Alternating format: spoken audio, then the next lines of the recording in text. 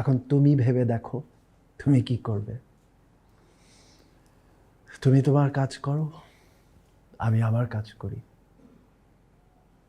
ঠিক আছে, যাচ্ছি তাহলে। শুধু তোমার মায়ের জন্য কষ্ট হচ্ছে। তাকে তো কিছু শাস্তি পেতেই হবে, তাই না? আমি আমার ব্যবসা নিয়ে ব্যস্ত ছিলাম, তোমাদেরকে দেখভালের দায়িত্ব ছিল তোমার মায়ের।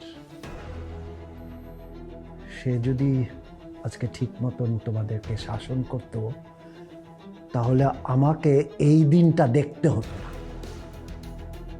সেজন্য কিছু শাস্তি তো তার প্রাপ্য, তাই না?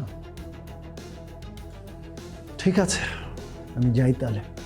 বাবা বাবা প্লিজ তুমি যেও না বাবা, তুমি এটা করো না বাবা প্লিজ।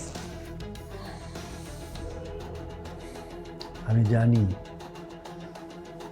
কিভাবে অবাধ্য সন্তানকে বাধ্য করতে